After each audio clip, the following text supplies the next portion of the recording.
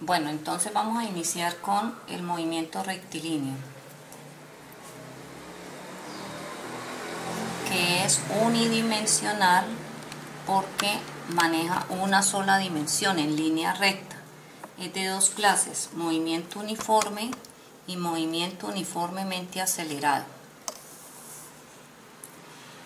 Las características del movimiento uniforme son que no tiene aceleración.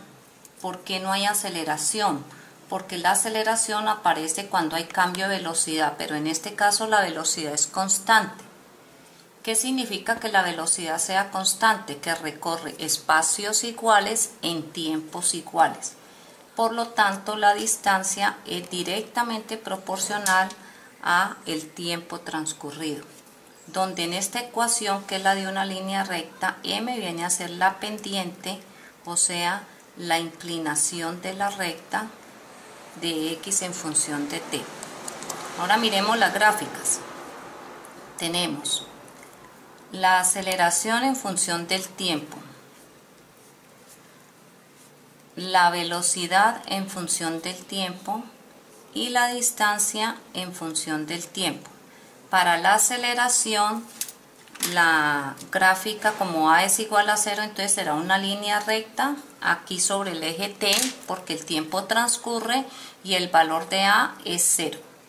Para b contra t, como la velocidad es constante, entonces será una línea recta paralela al eje horizontal, donde para cualquier tiempo el valor de la velocidad no cambia, es el mismo. Y para x en función de t será una línea recta inclinada, donde la inclinación es el valor de la pendiente. Entre más inclinado esté, el valor de la velocidad será mayor, y entre menos inclinado será menor. Y se dice que la relación entre x y t es una relación directa. Entonces, por eso da una línea recta. En el movimiento uniforme acelerado, ya la aceleración es constante. Quiere decir que los cambios de velocidad con respecto al tiempo son iguales para tiempos iguales. Como la velocidad varía, entonces lógicamente varía en función del tiempo. Y las ecuaciones serían x igual a por t al cuadrado sobre 2 más velocidad inicial por tiempo. Y para hallar la velocidad en cualquier instante sería a por t más velocidad inicial. Ahora miremos cómo serían las gráficas. Para la gráfica de a en función de t nos dicen que es constante, quiere decir que no cambia su valor a medida que transcurre el tiempo. Todos los valores de t, la aceleración va a ser el mismo. Como la velocidad tiene una ecuación similar a esta, que es de una línea recta, entonces también la relación entre b y t será una gráfica similar a esta, una línea recta inclinada, donde la inclinación nos va a dar el valor de la aceleración, como aquí era el de la pendiente. Entre más inclinado quiere decir que acelera más rápido, entre menos inclinado la aceleración es más pequeña.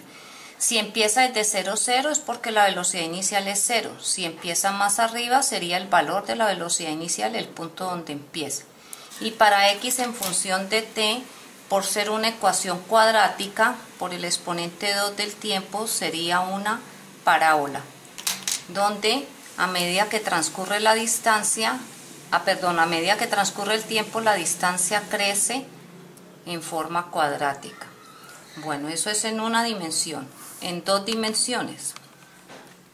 En dos dimensiones entonces tenemos el movimiento parabólico, cuya trayectoria es precisamente una parábola. Si tenemos este cuerpo, lo que hace es hacer esto, donde la velocidad en todo instante es diferente, va cambiando de acuerdo a la posición. Esa velocidad inicial con que parte forma un ángulo con el eje de las x, ¿sí? Y se descompone en una velocidad en x y en una velocidad en y. A medida que transcurre el tiempo, que el cuerpo va subiendo, entonces la velocidad en y se hace cada vez más pequeña, hasta que llega un instante en el que esa velocidad se hace igual a la velocidad en x. Y la velocidad en y desaparece, cuyo valor es 0. cuando alcanza la altura máxima. Y de bajada las características serían las mismas. La velocidad aquí es la misma de acá, la de aquí es la misma de acá, porque va aumentando. Lo único que cambia es la dirección. A esta distancia que hay desde aquí, desde que parte hasta donde llega al piso, se conoce con el nombre de alcance. Y como el tiempo de subida es igual al tiempo de bajada, entonces para hallar el alcance hay que utilizar 2 veces el tiempo de subida, porque el alcance sería toda la distancia mientras sube y baja. Mientras que si vamos a hallar la altura máxima, solamente con el tiempo de subida es suficiente, porque ahí alcanzó ese valor máximo en y. Las ecuaciones entonces, como corresponden, en el eje de las X la velocidad es constante, sería un movimiento uniforme, y en el eje de la Y, como la velocidad es variable, entonces sería un movimiento uniformemente acelerado con las características de caída libre. Entonces allí tendríamos que son las siguientes. En el eje de las X tendríamos que X es igual a la velocidad, que es velocidad inicial por el coseno de teta por el tiempo. Y en el eje de las Y sería igual a h o y menos g por t al cuadrado sobre 2 más velocidad inicial por el seno de teta por el tiempo. Y para la velocidad en y en cualquier instante es igual a menos g por t más velocidad inicial por el seno de teta. Cuando el ángulo que forma la velocidad inicial con respecto al eje X tiene algún valor, el movimiento se considera completo como movimiento parabólico. Pero cuando ese ángulo se achica tanto que es igual a la velocidad en X, entonces ya el ángulo es de 0 grados, porque con respecto a la horizontal imaginaria no hay abertura. En este caso se dice que el movimiento es semiparabólico, que sería como cuando una pelota rueda del borde de una mesa y entonces sale con una velocidad en X, la gravedad la trae hasta que cae al suelo, y esta trayectoria es semiparabólica. Al ser el ángulo 0, entonces tenemos que el coseno de 0 grados es igual a 1 y el seno de 0 grados es igual a 0. Por lo tanto, estas ecuaciones se nos simplifican. Este coseno sería 1, que es el módulo de la multiplicación, y el seno, al ser 0, cancela estos términos.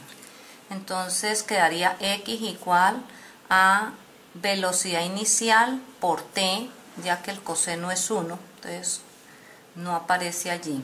Y en las ecuaciones en el eje Y quedaría h igual a gravedad por tiempo al cuadrado sobre 2, porque el 0 cancela este término. Y la gravedad sería positiva, ya que el cuerpo está bajando, estaría aumentando velocidad. Para la velocidad final en Y, entonces nada más quedaría gravedad por tiempo, porque esto también se vuelve 0. Si queremos hallar la velocidad total en cualquier instante, entonces, como es de carácter vectorial, sería la suma vectorial de estas dos velocidades, la velocidad en todo instante. Entonces quedaría la raíz cuadrada de bx al cuadrado más la velocidad en y al cuadrado, teniendo en cuenta que la velocidad en x será la que nos van a dar aquí, o en este caso aquí, y la velocidad en y la podemos calcular por aquí si el movimiento es completo, o por aquí si el movimiento es semiparabólico, y esta sería la velocidad total. Ahí no hay sino un tiempo de bajada para x y para y, entonces este tiempo corresponde al mismo de acá o al mismo de acá en cualquier caso. A diferencia de esto, que aquí el tiempo sería 2 veces la subida, y en este caso solamente tiempo de subida. Bueno, vamos a hacer un ejercicio que corresponde a esta gráfica. Dice, de acuerdo a esta figura, ¿qué podemos decir? A, que el auto A, que sería correspondiente a esta gráfica, lleva una velocidad mayor que la del auto B.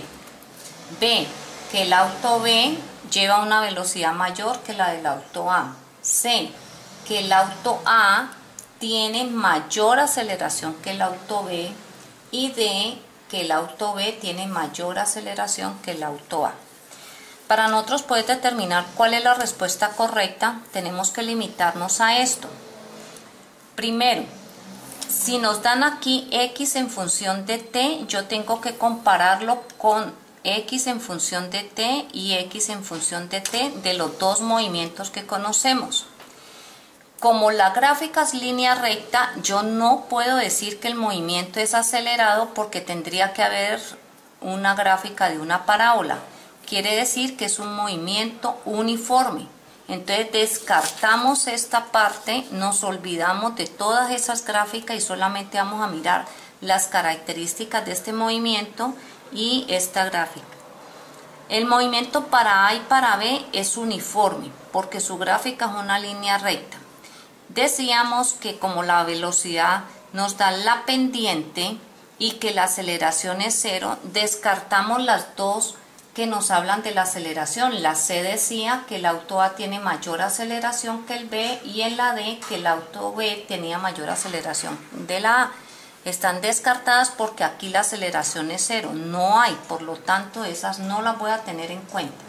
Y entre la A y la B, que nos dicen que el auto A lleva mayor velocidad o que el auto B es el que lleva mayor velocidad, tenemos que mirar que la velocidad es la inclinación que tiene la recta. Si miramos en la gráfica, la inclinación mayor sería la de A porque A alcanza mayor distancia en menos tiempo que B, mientras que B en este tiempo alcanzó esta distancia, A alcanza una distancia mayor en menos tiempo.